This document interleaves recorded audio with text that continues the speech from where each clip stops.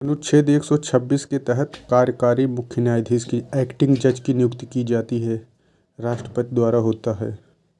126 के तहत 127 जो है तदर्थ न्यायाधीशों की, एडहॉक न्यायाधीशों की नियुक्ति 127। राम मंदिर सर्वोच्च न्यायालय रंजन गोगोई अध्यक्षता कर रहे थे। इसमें थे एस.एम. बोबड़े, न्यायमूर्ति चंद्रचूड़, अशोक भूषण, अब्दुल नज़ीर शामिल थे।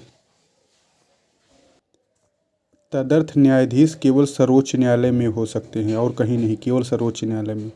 124(4) के तहत सर्वोच्च न्यायालय के न्यायाधीश को उसके पद से हटाने की प्रक्रिया संविधान में दी गई है। 124(4) के तहत एससी के न्यायाधीश हटाए जाते हैं।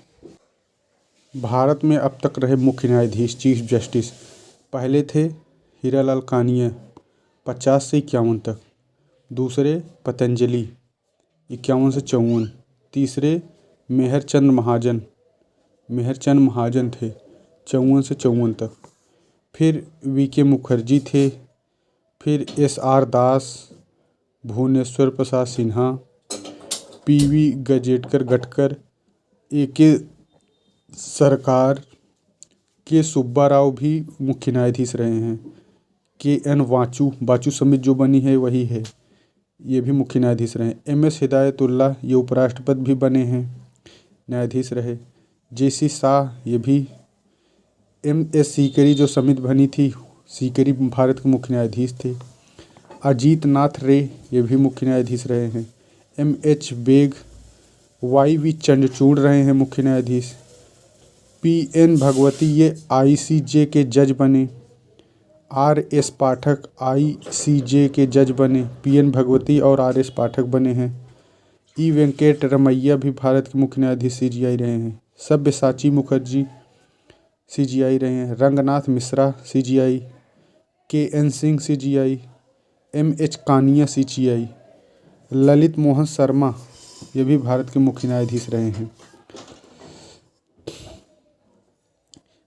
एम.एन. वेंकट चलैया रहे हैं। ये ई.एस. वेंकट रमैया हैं और ये एम.एन. वेंकट चलैया हैं। फिर उसके बाद एम.ए. अहमद रहे हैं न्यायाधीश। जे.एस. वर्मा रहे हैं, जे.एस. वर्मा समिति जो बनी थी। एम.एस. पुंछी रहे हैं, पुंछी आयोग जो बना है। आदर्श सेन आनंद रहे हैं। एस.पी. भरूचा मुख्य न्यायाधीश रहे हैं। भूपेंद्र नाथ कृपाल रहे हैं। जी.बी. पटनायक रहे हैं। विश्वेश्वर नाथ खरे रहे हैं। राजेंद्र बाबू रहे हैं। रमेश चंद्र लोहाटी, वाई.वी. सुब्बाराव, के.जी. बालाकृष्णन रहे हैं। एच.एस. कपाड़िया रहे हैं। अल्तमश कबीर, सदाशिव लोढ़ा, दत्तू तीरथ ठाकुर, जगदीश केहर, दीपक मिश्रा, रंजन गोगोई, बोबड़े और एम. रमन्ना ये सब भारत के मुख्य न्यायाधीश रहे हैं। 2015 में राष्ट्रीय न्यायिक नियुक्ति आयोग 99वें संविधान संशोधन लाया गया, जिसे सुप्रीम कोर्ट ने रद्द कर दिया। कब लाए थे? 2015 में। एम. हिदायतुल्लाह जो हैं यह भारत के कार्यवाहक राष्ट्रपति का पद ग्रहण किया था। वे अब तक एकमात्र ऐसे मुख्य न्यायाधीश रहे हैं जिन्हें कार्यवाहक राष्ट्रपति के रूप में कार्य किया। के हिदायतुल्लाह। वाई.वी. चौहान दूसरा स्थान भुवनेश्वर प्रसाद सिन्हा का है। सबसे लंबी अवधि में सबसे लंबा अवधि वाई.वी. चौहान का, फिर दूसरा है भुवनेश्वर प्रसाद सिन्हा का। 4 ये सब लंबे समय तक सी.जी.आई. रहे हैं। सबसे कम एन. सिंह रहे हैं, कमल नारायण सिंह 18 दिन मात्र मुख्य न्यायाधीश। न्यायमूर्ति सैयद जफर इमाम पहले ऐसे न्यायाधीश थे जो कि लकवे बीमारी के कारण भारत के मुख्य न्यायाधीश नहीं बन पाए। सैयद जफर इमाम। एच.एस. कपाड़िया स्वतंत्र भारत में जन्म लेने वाले प्रथम मुख्य न्यायाधीश थे। एच.एस. कपाड़िया। एस.एच. कपाड़िया।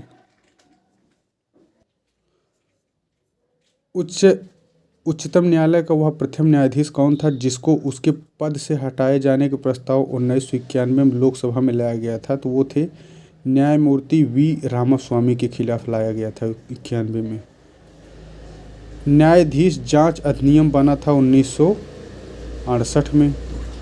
न्यायाधीश पर लगे आरोप की जांच के लिए 3 सदस्यों की समिति गठन की गई जाती है। कितने सदस्यों के? 3 सदस्यों की समिति गठित की जाती है। सौमित्र सेन ऐसे न्यायाधीश रहे हैं जिनको राज्यसभा से हटाए जाने का प्रस्ताव पारित किया गया था। इस समय इनका वेतन बढ़ गया है और वेतन और जो भत्ता मिलता है वो अनुच्छेद 125 के तहत 124(7) के तहत न्याय जो है ये कहीं प्रैक्टिस नहीं कर सकते हैं वकालत की। 124(7) के तहत 131 के तहत प्रारंभिक अधिकारिता ओरिजिनल ज्यूरिडिक्शन प्रदान करता है सुप्रीम कोर्ट को। फिर 133 के तहत सिविल मामलों में 133 तहत सिविल मामलों में तथा 134 तहत आपराधिक मामलों में अपीलीय अधिकारिता प्राप्त है। 33 में 100 सिविल मामला और 134 में आपराधिक मामला।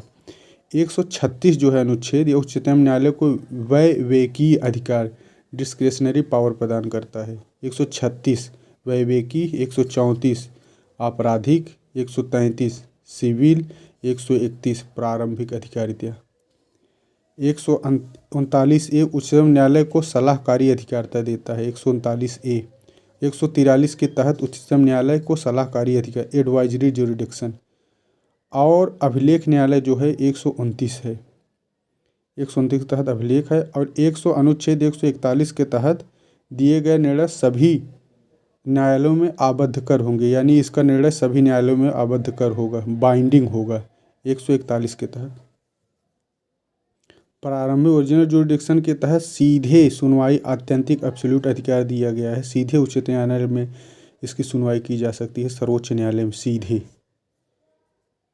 जो आत्यंतिक प्रारंभिक क्षेत्र अधिकार होते हैं, एब्सोल्यूट ओरिजिनल ज्यूरिडिक्शन होते हैं, यह ऐसे विवाद होते हैं जो भारत सरकार तथा एक या एक से अधिक राज्यों के मध्य हों, या ऐसे विवाद हों जहां भारत सरकार तथा एक या अधिक राज्य एक तरफ और एक या अधिक राज्य दूसरी तरफ हों, उसकी सुनवाई करते हैं। दो या दो से अधिक राज्यों के मध्य विवाद की सुनवाई, ऐसे ये सब प्रारंभिक क्षेत्राधिकार में आते हैं। समवर्ती प्रारंभिक क्षेत्राधिकार कंकरेंट ओरिजिनल ज्यूरिडिक्शन में ऐसे आते हैं अधिकार जो उच्चतम न्यायालय तथा उच्च न्यायालय दोनों में समान रूप से हैं। मूल अधिकारों से संबंधित मामले आदि होते हैं। बंदी प्रत्यक्षी 226 और 32 के तहत जो होते हैं ये समवर्ती में आते हैं। अनुच्छेद 132 सपठित अनुच्छेद 134 का यह है अनुच्छेद संवैधानिक मामलों में उच्चतम न्यायालय के अपीली क्षेत्राधिकार से संबंधित है। 132 सपठित 134 का किसी उच्च न्यायालय द्वारा दिए गए किसी निर्णय, डिक्री या अंतिम आदेश की अपील उच्चतम न्यायालय में कब की जा सकती है, जबकि उस मामले में संविधान के निर्वचन के बारे में विधि का कोई सारवान सब्सटेंशियल प्रश्न शामिल हो, अनुच्छेद 132 के तहत। और 133 जो है सिविल मामलों में उच्चतम न्यायालय देता है अधिकार। लोक अदालत, उपभोक्ता न्यायालय तथा श्रमिक न्यायालय के विरुद्ध अपील कहाँ की जा सकती है? सर्वोच्च न्यायालय अथवा उच्च न्यायालय में, हाई कोर्ट और सुप्रीम कोर्ट में। लोक अदालत, उपभोक्ता न्यायालय, श्रमिक न्यायालय। सूचना प्रौद्योगिकी अधिनियम 2000 के भाग 6A को सर्वोच्च न्यायालय ने करे तो निरस्त कर दिया था। यह अधिकार अतिक्रमण करता है। अनुच्छेद 134 का जो है 44वें संविधान संशोधन 1978 द्वारा जोड़ा गया था। 134 का 44वें में जोड़ा गया था 78। जो न्यायालय की अवमानना है, कोर्ट ऑफ कंटेम्प्ट, ये दोनों में होती है, सिविल और आपराधिक दोनों में होती है। न्यायालय अवमानना अधिनियम 1971 में आया था। सिविल कंटेम्प्ट होता है, इसका तात्पर्य किसी डिग्री, निर्णय, आदेश, निर्देश, रिट आदि का जानबूझकर उल्लंघन करना या न्यायालय में दिए गए किसी वचन को भंग करना, ये होते हैं सिविल। और आपराधिक अवमानना क्रिमिनल कंटेम्प्ट से तात्पर्य ऐसे प्रकाशन, मौखिक या लिखित का कार्य करना जो न्यायालय की निंदा करते हैं या उसके प्राधिकार को कम करते हैं या उसकी कार्यवाही में बाधा डालते हैं या उस पर प्रतिकूल प्रभाव डालते हैं, ये सब क्रिमिनल के अंतर्गत आते हैं। निम्नलिखित कार्य जो है यह अवमानना के अंतर्गत नहीं आते हैं, जैसे सद्भावनापूर्ण प्रकाशन या विवरण, न्यायिक कार्यों की रिपोर्ट का सही व उचित प्रकाशन, न्यायिक कार्यों की उचित आलोचना, अधीनस्थ न्यायालय के न्यायाधीशों के विरुद्ध की गई सद्भावना या पूर्ण शिकायत, न्यायालयों की बैठक की कार्यवाही की रिपोर्ट का सही तथा उचित प्रकाशन। ज्ञातव्य है कि न्यायालय अवमानना के लिए 6 माह तक की सजा, 2,000 रुपये तक जुर्माना या दोनों हो सकता है। अनुच्छेद 136 के तहत संविधान में उच्चतम न्यायालय को अवशिष्ट शक्ति प्रदान की गई है। 136 के तहत अवशिष्ट शक्ति है। और उच्चतम न्यायालय में विशेष अपील किसकी अनुमति से प्रस्तुत की जा सकती है? तो स्वयं उच्चतम न्यायालय की अनुमति से। 143 के तहत किन किन विषयों पर राष्ट्रपति सर्वोच्च न्यायालय से परामर्श ले सकता है? तो वह है संविधान के लागू होने के पूर्व किए गए संधि, समझौते आदि से संबंध विषयों पर ले सकता है। किसी मामले में राष्ट्रपति का सर्वप्रथम उच्चतम न्यायालय से परामर्श मांगा गया था, तो वह था दिल्ली विधि अधिनियम 1951 के मामलों में प्रथम बार मांगा गया था राष्ट्रपति से सलाह, और राष्ट्रपति द्वारा सुप्रीम कोर्ट से सलाह। किस मामले में सर्वोच्च न्यायालय ने राष्ट्रपति द्वारा मांगे गए परामर्श को देने से इनकार कर दिया था? तो अयोध्या मंदिर मामले में 1993 में।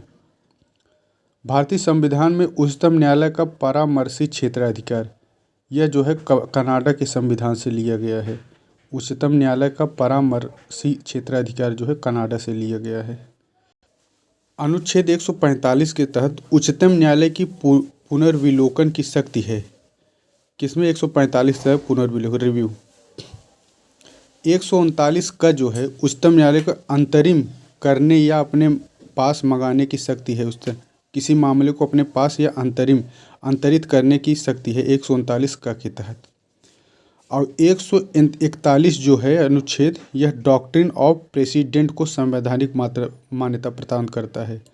पूर्ण निर्णय के सिद्धांत जो है 141 अनुच्छेद में है। 138 के तहत संघ सूची में समाविष्ट किसी विषय के संबंध में सुप्रीम कोर्ट के क्षेत्राधिकार को बढ़ाने का अधिकार। 138 के तहत यूनियन लिस्ट के समाविष्ट किसी विषय के संबंध में बढ़ाने का अधिकार जो है। अनुच्छेद 32 और 13(2) के तहत संविधान के अनुच्छेद उच्चतम न्यायालय जो है मौलिक अधिकारों की रक्षा करता है। किसके तहत? एक तो 32 के तहत करता है और एक 13(2) के तहत करता है। 5 न्यायाधीशों की जो संविधान पीठ बनती है 145(3) के तहत बनती है। न्यायाधीशों की पीठ जो है 145(3) के तहत। पुनर्विलोकन रिव्यू ऑफ जुरिडिक्शन 147 के तहत है। 137 के तहत है जुडिशियल रिव्यू। 145 जो है संसद द्वारा बनाई गई विधि है, इसके तहत नियम अधीन है। जैसे क्या है, इसमें कई नियम आते हैं। कुछ मामलों के अंतरण की शक्ति है। Power of transfer of certain cases 139 का के तहत है। अंतरण, ट्रांसफ़र का हिंदी अनुपात होता है अंतरण। जो आबद्ध कर है बाइंडिंग लाज हैं वो 141 के तहत है।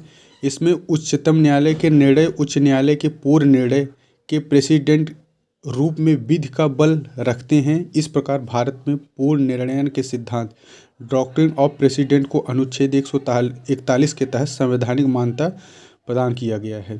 पूर्ण निर्णय का सिद्धांत उच्चतम न्यायालय पर लागू नहीं होता है, अतः उच्चतम न्यायालय अपने पूर्ववर्ती निर्णय से आबद्ध नहीं होता है, यानी अपना बदल सकता है ये निर्णय, लेकिन हाई कोर्ट नहीं बदल सकता है, सुप्रीम कोर्ट बदल सकता है अपना बाइंडिंग लॉ।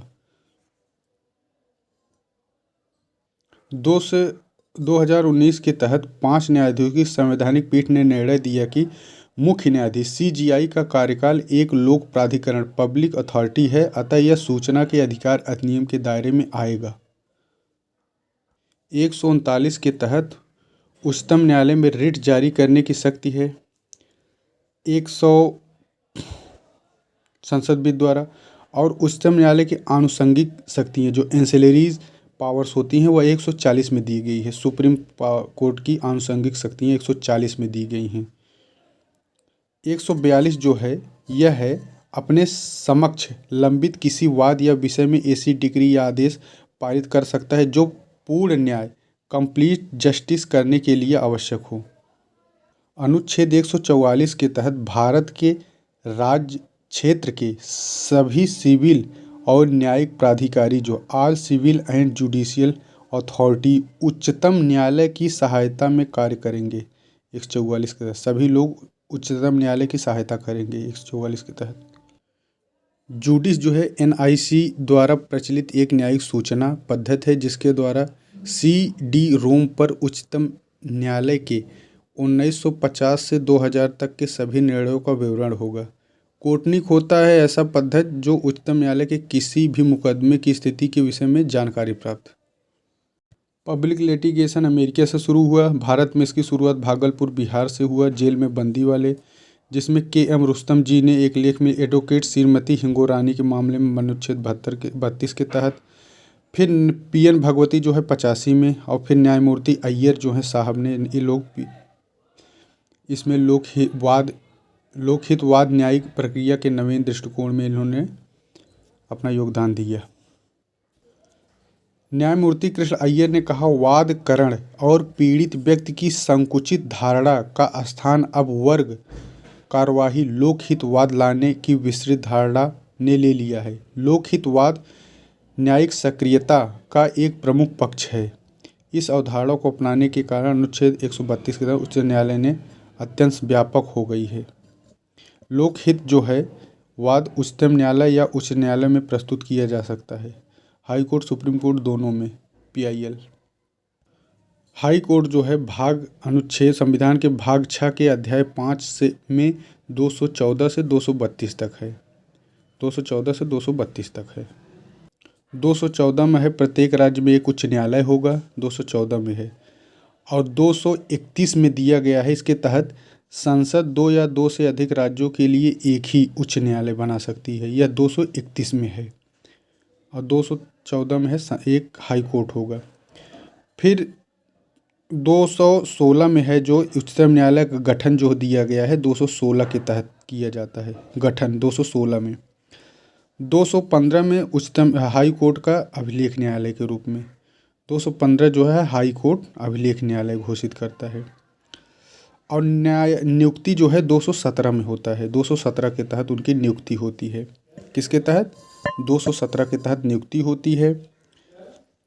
215 अभिलेख न्यायालय है, 216 गठन है, 217 उनकी नियुक्ति है, 2 से 31 है 2 या 2 से अधिक राज्यों के लिए हाई कोर्ट। 214 में कहा गया कि प्रत्येक राज्य के लिए एक उच्च न्यायालय होगा, किंतु 2 से 31 के तहत सांसद या 2 या 2 से अधिक लिए बना सकती है। और 124 में सर्वोच्च न्यायालय। 219 उच्च न्यायालय के न्यायाधीशों को शपथ और प्रतिज्ञान।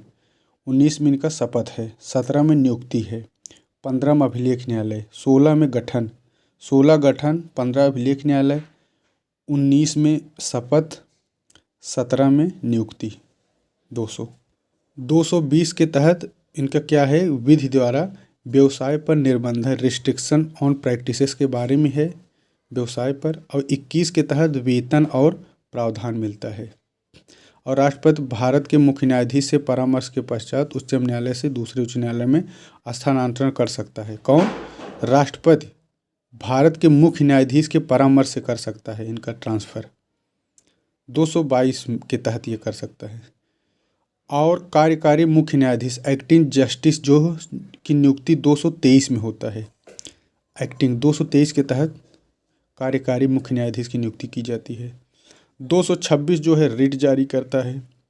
227 उसे अधीनस्थ न्यायालयों के अधीक्षण सुप्रिंटेंडेंट की शक्ति प्रदान करता है। 227, 226 रिट और 223 कार्यकारी न्यायाधीश। 220 जो है विधि व्यवसाय पर निर्बंधन रिस्ट्रिक्शन है। 221 जो है वेतन और के बारे में है। 231 जो है यह 2 या 2 से अधिक राज्यों के लिए एक हाई कोर्ट होगा। और उच्चतम न्यायालयों में न्यायाधीशों की संख्या निश्चित नहीं है, ये निश्चित नहीं है उच्चतम न्यायालयों में। इलाहाबाद उच्च न्यायालय की स्थापना 17 मार्च कब हुई थी? 17 मार्च 1866 को। 17 मार्च 1866 में यहाँ 162 के लगभग हैं, 160 से 62 के आसपास। न्यायाधीशों की अर्हता जो है 217 में है। बाल नागरिक हो, 10 वर्ष तक न्यायिक पद पर कार्य कर चुका हो कम से कम, या अधिवक्ता रह चुका हो 10 वर्ष तक। न्याय पद पर धारण की ये सब है इसकी। अनुच्छेद 224 तहत 2 वर्ष तक की अवधि के लिए अपर न्यायाधीश नियुक्त कर सकता है high court, additional and acting जज, 2 वर्ष के लिए। और जो अपर न्यायाधीश या कार्यकारी न्यायाधीश के रूप में नियुक्त जो होगा व्यक्ति 62 वर्ष की आयु तक अपना पद धारण कर सकता है, 62 वर्ष तक। और अब जो एडिशनल जज और एक्टिंग जज होते हैं इनकी नियुक्ति राष्ट्रपति करता है, 2 वर्ष के लिए हो सकते हैं अधिकतम, राष्ट्रपति करते हैं। न्यायाधीशों को अनुच्छेद 124(4) के तहत हटाया जा सकता है, किस आधार पे? सिद्ध कदाचार, प्रूव्ड मिसबिहेवियर और असमर्थता, इनकैपेसिटी के आधार पर। यही 2 आधार हैं, सिद्ध कदाचार और असमर्था, 124(4) के तहत, जिसमें 2/3 बहुमत पारित होना आवश्यक है। जो इनका शपथ है 219 के तहत होता है, राज्यपाल दिलाते हैं, यह दिया जाता है। नियुक्ति राज्यपाल या उसके द्वारा इस निमित्त नियुक्त किसी व्यक्ति के समक्ष अनुसूची 3 में दिए गए प्रारूप के अनुरूप शपथ लेता है या प्रतिज्ञान करता है। कौन सा अनुसूची 3 के तहत ज्ञातव्य है। जब कोई उच्च न्यायालय 2 या 2 से अधिक राज्यों के लिए गठित किया जाता है तो ऐसे उच्च न्यायालय के न्यायाधीशों को शपथ उस राज्य के राज्यपाल द्वारा दिलाई जाती है जिसमें उच्च न्यायालय का मुख्य न्यायाधीश मुख्य स्थान स्थित है, प्रिंसिपल सीट स्थित है, वहीं के राज्यपाल दिलाते हैं। जो नागपुर मुंबई है उच्च न्यायालय, उसके खंडपीठ एक नागपुर में है, एक औरंगाबाद में है और एक पणजी में है। यूपी इलाहाबाद का खंडपीठ लखनऊ में है, कोलकाता पोर्ट ब्लेयर में है। जो गुवाहाटी का है, गुवाहाटी हाई कोर्ट की स्थापना कब हुई थी? 48 में। इसका जो खंडपीठ है एक तो कोहिमा में है, फिर आइजोल में है और ईटानगर में। कोहिमा, आइजोल और ईटानगर में है गुवाहाटी का। और बेंगलुरु का जो है यह कर्नाटक जो हाई कोर्ट है, बेंगलुरु मुख्य न्यायाधीश वो है इसका खंडपीठ। लेकिन इसके जो मुख्यालय बेंगलुरु में है, खंडपीठ हुबली, धारवाड़ और गुलबर्गा में है, 2013 में स्थापित। एमपी का ग्वालियर और इंदौर में है, मुख्यालय तो जबलपुर में है, लेकिन इसके खंडपीठ ग्वालियर और इंदौर में है। जो तेलंगाना उच्च न्यायालय है इसकी स्थापना 1954 में हुई थी, तेलंगाना मुख्यालय हैदराबाद में है। मुंबई की 1862 में हुई थी। इलाहाबाद की 11 जून 1866 में, 11 जून 1866 में इलाहाबाद। मुंबई का 18 अगस्त 1862 में। महाराष्ट्र, गोवा, दमन दाव इसके क्षेत्राधिकार हैं। मुंबई है, नागपुर, औरंगाबाद, पणजी खंडपीठ हैं। कोलकाता 2 जुलाई 1862 में। बंगाल, अंडमान निकोबार, कोलकाता है, पोर्ट ब्लेयर खंडपीठ है। दिल्ली की 31 अक्टूबर 1966 को हुई थी। कब? 31 अक्टूबर 1966 के दिल्ली, इसकी नई दिल्ली है। गुवाहाटी को 1948 में हुई थी। असम, नागालैंड, मिजोरम, अरुणाचल और प्रदेश में इसका है, गुवाहाटी में है। तो कोहिमा, आइजोल, ईटानगर में इसके खंडपीठ हैं। गुजरात की 1960 में हुई थी, अहमदाबाद में इसका खंडपीठ है। मुख्यालय अहमदाबाद में है, इसका कोई खंडपीठ नहीं है। हिमाचल की जो है 71 में हुई थी, शिमला में है इसका मुख्यालय। जम्मू कश्मीर की 1928 में हुई थी, श्रीनगर। कर्नाटक की 1884 में हुई थी, बेंगलुरु मुख्यालय है। हुबली, धारवाड़, गुलबर्गा में है इसका खंडपीठ। केरल की 1956 में हुई थी, केरल और लक्षद्वीप के लिए, कोच्चि है इसका मुख्यालय। मध्य प्रदेश की 36 में हुई थी, जबलपुर मुख्यालय है, ग्वालियर, इंदौर इसका खंडपीठ है। तमिलनाडु की 1862 में हुई थी, तमिलनाडु पुदुचेरी के लिए, चेन्नई मुख्यालय है, मदुरई इसका खंडपीठ है। उड़ीसा का 48 में हुई थी, कटक है मुख्यालय। पटना को 1916 में हुई थी, पटना है। पंजाब और हरियाणा 1966 में, 1966 में दिल्ली भी बना था, 1966 में पंजाब हरियाणा भी बना था। पंजाब हरियाणा चंडीगढ़ है। 1949 में राजस्थान का है, जोधपुर मुख्यालय है, जयपुर इसका खंडपीठ है। सिक्किम का है 75 में बना था, सिक्किम गंगटोक है। छत्तीसगढ़ का छत्तीस बिलासपुर में है। उत्तराखंड का नैनीताल में है। बाकी एक है ये आंध्र प्रदेश का, अमरावती में है 2019 में।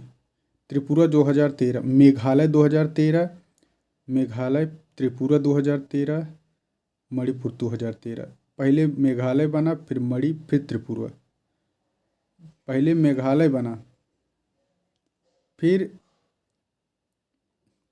मणिपुर, फिर त्रिपुरा। 15वें संविधान संशोधन 1963 द्वारा न्यायाधीशों की सेवानिवृत्ति की आयु जो है 60 से बढ़ाकर 62 कर दी गई। और उच्च न्यायालय के न्यायाधीशों की एज के बारे में उत्पन्न किसी प्रश्न की विनिश्चय डिसीजन राष्ट्रपति करता है मुख्य न्यायाधीश के परामर्श से। इस समय कुल 62 जो है हाई कोर्ट हैं, जो 25वां बना है, 25 हाई कोर्ट हैं, जिसमें 25वां जो बना है आंध्र प्रदेश बना है। और स्थापना का अगर क्रम में देखा जाए तो इलाहाबाद उच्च न्यायालय 1886 में दूसरे क्रम पे है। तीसरे क्रम पर पटना है 66 में और 1916 में, ये ऑप्शन के हिसाब से है। चौथे क्रम में है ये 28 में कश्मीर हुआ था, गुवाहाटी 48 में।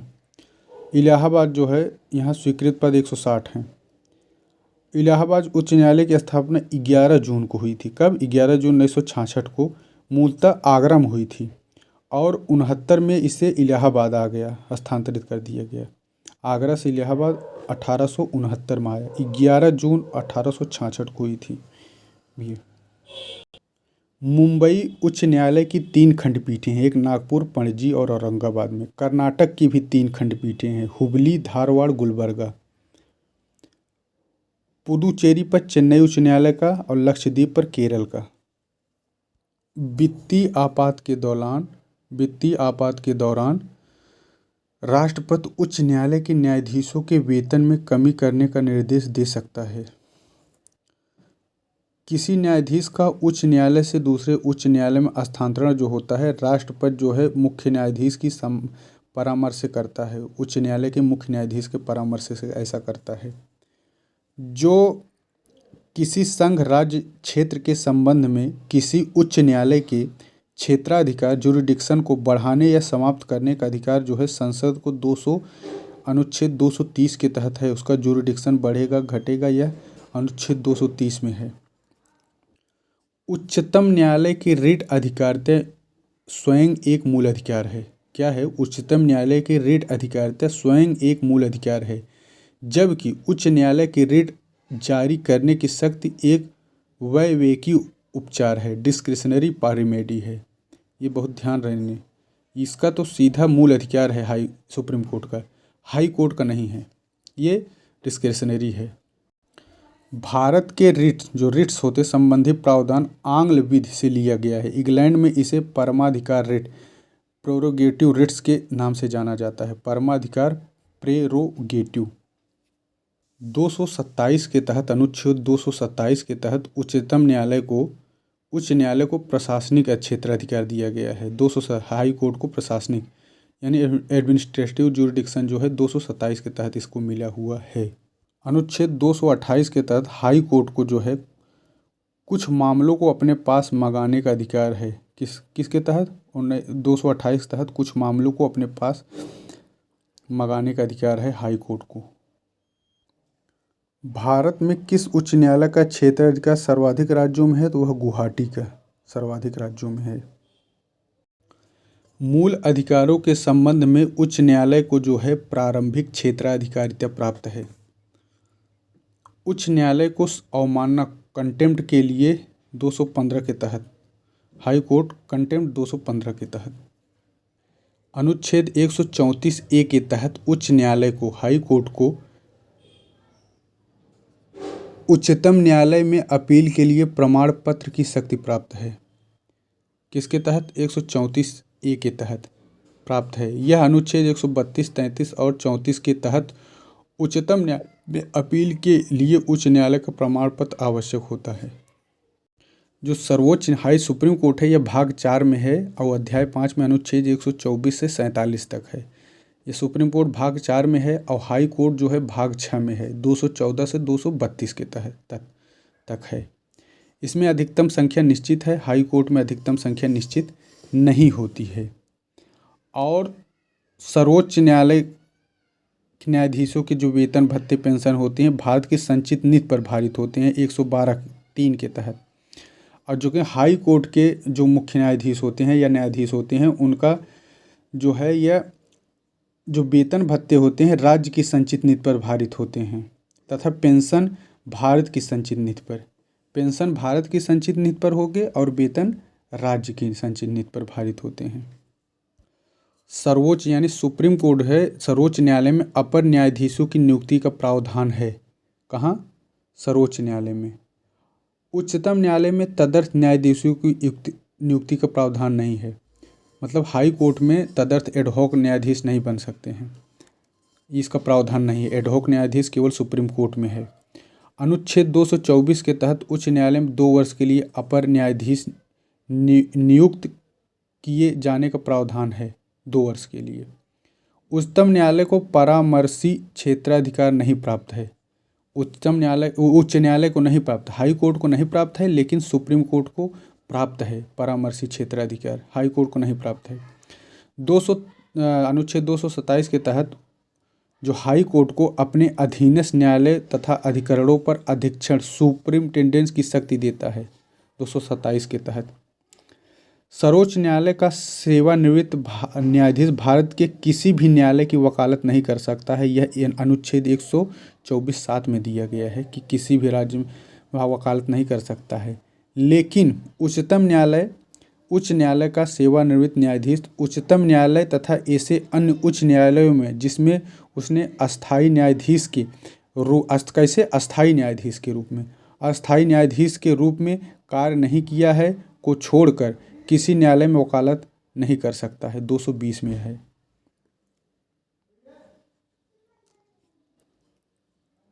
अधीनस्थ जो न्यायालय है भाग 6 में 233 से 237 तक है, 233 से 237 तक है अधीनस्थ न्यायालय।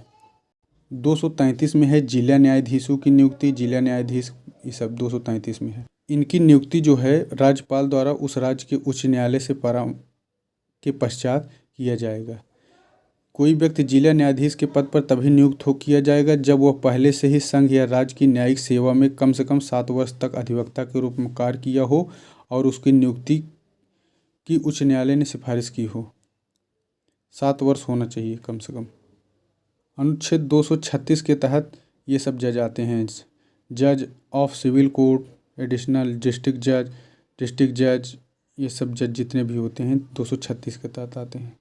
डिस्ट्रिक्ट जो जज होते हैं 1 लाख मूल्य के मामले में अपील भी सुन सकता है। सिविल जज जुडिशियल को पहले मुंसिफ न्यायालय के नाम से जाना जाता था। इसे 1 लाख रुपये मूल्य तक के दीवानी मामलों को सुनने का अधिकार है, किंतु इसे अपील सुनने का अधिकार नहीं है। लघु वाद न्यायालय की स्थापना बड़े बड़े नगरों में छोटे छोटे मुकदमों के निस्तारण के लिए की जाती है। सेशन जज जो होता है आपराधिक मामलों की देखभाल 7 वर्ष होना चाहिए, 3 वर्ष तक कारावास दे सकता है, 10,000 का जुर्माना या दोनों कर सकता है, 1 वर्ष तक कारावास, 50,000, ये सब है। अनुच्छेद 235 के तहत जिला न्यायालय तथा उसके अधीनस्थ न्यायालयों पर नियंत्रण का अधिकार किसे है? उच्च न्यायालय को, 235 के तहत। देश में पहली बार मोबाइल कोर्ट 2007 को KG बालाकृष्णन ने उद्घाटन किया था, 2007 में मोबाइल कोर्ट। अब भारत मोबाइल कोर्ट का मानस पुत्र जो है अब्दुल कलाम का है। जो लघुवाद न्यायालय होते हैं, स्मॉल केसेस कोर्ट होते हैं, दीवानी विवादों का निस्तारण करते हैं। ये 5,000 रुपये तक के लघुवाद को सुनवाई करते हैं और बेदखली के 25,000 रुपये मूल्य तक के वादों की सुनवाई कर सकते हैं। और जिला न्यायाधीश लघुवाद के रूप में करते हैं काम। लघुवाद न्यायालय के निर्णय के विरुद्ध अपील नहीं की जा सकती है, केवल पुनरीक्षण रिवीजन प्रस्तुत किया जा सकता है। जिला जज के आदेशों के विरुद्ध रिवीजन उच्च न्यायालय में किया जाता है। न्याय पंचायत 500 का जुर्माना कर सकता है।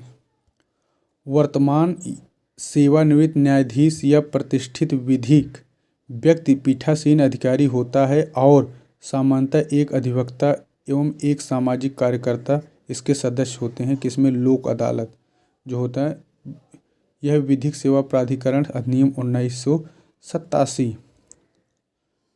यह निर्णय अंतिम होते हैं, अतः इसके निर्णय के विरुद्ध अपील नहीं होती है। लोक अदालत की। और यह जो है नवंबर 1980 में पीएन भगवती की देन है। कानूनी सहायता योजना कार्यान्वयन समिति की नियुक्ति की जाती है। लोक अदालत का पहला शिविर 1982 में गुजरात के पूना सिटी जूनागढ़ में लगाया गया था। कब? 1982 में पहली जूनागढ़ में। फिर पहली लोक राज्य स्तरीय ई लोक अदालत जो है यह आयोजन छत्तीसगढ़ के बिलासपुर में हुआ था। ई लोक अदालत तो गुजरात के पूना सिटी जूनागढ़ में, और ई लोक अदालत जो है छत्तीसगढ़ में। 2008 में ग्राम न्यायालय अधिनियम पारित हुआ था और 2 अक्टूबर 2009 से लागू हो गया ग्राम न्यायालय। और कुटुंब या परिवार फैमिली जो कोर्ट है यह कुटुंब न्यायालय अधिनियम 1984 के अधीन लाया गया था। यह जिसकी आबादी 10 लाख से अधिक होगी वहाँ उन शहरों में होगा ये कुटुंब न्यायालय। और कुटुंब न्यायालय के जो निर्णय के विरुद्ध अपील जो है उच्च न्यायालय हाई कोर्ट में की जा सकती है। और इन अपीलों की सुनवाई उच्च न्यायालय के कम से कम दो न्यायाधीशों की पीठ बेंच द्वारा की जाती है।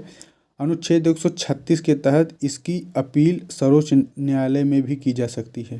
कुटुंब फैमिली कोर्ट वाला फैमिली कोर्ट 1984 और ग्राम न्यायालय 2008 में आया और लागू हुआ 2 अक्टूबर 2009 में। अधिकरण जो ट्राइब्यूनल्स होते हैं यह अर्ध न्यायिक निकाय होते हैं। कैसे होते हैं? अर्ध न्यायिक निकाय होते हैं। ये विशेष विभाग से जुड़ी शिकायतों एवं अर्ध न्यायिक विवादों पर न्यून समय में समाधान करना है। और मूल संविधान में अधिकरण का कोई उल्लेख नहीं था। यह 42वें संविधान संशोधन 76 द्वारा जोड़ा गया था, 14 का जोड़ा गया, जिसके अंतर्गत 323 का तथा 323 ख जोड़कर प्रावधान किया गया। 23 का ख जोड़ा गया था 14 क में। शाखा अधिकरण तथा उनकी अधिकारिता, जैसे दिल्ली की अधिकारिता प्रधान है, दिल्ली में है। अहमदाबाद जो है उसका अधिकारिता गुजरात। प्रयागराज का उत्तर प्रदेश और उत्तराखंड दोनों में अधिकारिता है। ट्राइब्यूनल जो होते हैं बनते हैं। बेंगलुरु कर्नाटक में है। कोलकाता का जो है अधिकरण शाखा यह पश्चिम बंगाल, सिक्किम, अंडमान निकोबार द्वीप समूह, सिक्किम को भी देखता है कोलकाता अधिकरण वाला मामला। चंडीगढ़ जो है हरियाणा, हिमाचल, चंडीगढ़। कटक जो है उड़ीसा वाला देखता है। एर्नाकुलम केरल और लक्षद्वीप का देखता है। गुवाहाटी जो है असम, मेघालय, त्रिपुरा, मिजोरम, नागालैंड, मणिपुर, अरुणाचल को देखता है। हैदराबाद जो है यह आंध्र प्रदेश को देखता है। जबलपुर जो है मध्य प्रदेश और छत्तीसगढ़ को देखता है। जोधपुर राजस्थान को देखता है। चेन्नई तमिलनाडु और पौंडीचेरी को देखता है। मुंबई जो है महाराष्ट्र, गोवा, दादर नगर हवेली, दमन दीव को। पटना जो है बिहार और झारखंड को। लखनऊ जो है उत्तर प्रदेश न्यायालय पीठ के अंतर्गत आने वाले जिलों को छोड़कर लखनऊ देखता है। जो उत्तर प्रदेश के ये आते हैं प्रयागराज में, इसके अलावा जो जिले बनते हैं वो लखनऊ देखता है। जयपुर जो है राजस्थान जोधपुर पीठ के अंतर्गत आने वाले जिलों को छोड़कर देखता है। जम्मू कश्मीर जो है जम्मू कश्मीर और लद्दाख ले। श्रीनगर, कारगिल, लद्दाख। प्रशासनिक अधिकरण जो है 1985 में आया था। 23 का प्रशासनिक अधिकरण एडमिनिस्ट्रेटिव ट्रिब्यूनल। जो प्रशासनिक अधिकरण का अध्यक्ष होते हैं इनका कार्यकाल जो है 2 वर्ष का होता है। ये जो है उच्च न्यायालय के न्यायाधीश रह चुका हो तथा उपाध्यक्ष के पद पर रहा हो या केंद्र सरकार का सचिव रहा हो या सचिव के समान वेतन पाने वाले किसी पद पर रहा हो, वही बन सकता है ट्राइब्यूनल का वो। उपाध्यक्ष भी ऐसे ही हैं। प्रशासनिक सदस्य 2 वर्ष के लिए होता है। इनके न्यायिक सदस्य के रूप में भी होते हैं। अधिकरण के अध्यक्ष होते हैं। उपाध्यक्ष, न्यायिक तथा प्रशासनिक सदस्यों की नियुक्ति जो है राष्ट्रपति करता है, किंतु न्यायिक सदस्यों की नियुक्ति में राष्ट्रपति भारत के मुख्य न्यायाधीश से परामर्श करता है, ये ध्यान रखना है। और प्रशासनिक अधिकरण के सभी सदस्य 5 वर्ष की अवधि के लिए नियुक्त किए जाते हैं। कितनी? 5 वर्ष। किंतु अध्यक्ष और उपाध्यक्ष 65 और सदस्य 62 के लिए। अध्यक्ष और उपाध्यक्ष दोनों 65 और सदस्य 62 वर्ष के लिए। सिद्ध कदाचार पर हटार पर इनका हटाया जा सकता है। ये राष्ट्रपति को अपना त्याग पत्र देते हैं तथा राष्ट्रपति सिद्ध कदाचार व अक्षमता के आधार पर इनको हटा सकता है। ग्रीन ट्राइब्यूनल जो है 18 अक्टूबर 2010 को हरित न्यायालय, और अधिकरण सिविल प्रक्रिया संहिता 1908 18 अक्टूबर 2000 को राष्ट्रीय हरित न्यायाधिकरण की स्थापना की गई। केंद्रीय प्रशासनिक एवं राष्ट्रीय हरित न्यायाधिकरण के अध्यक्ष की नियुक्ति राष्ट्रपति करता है।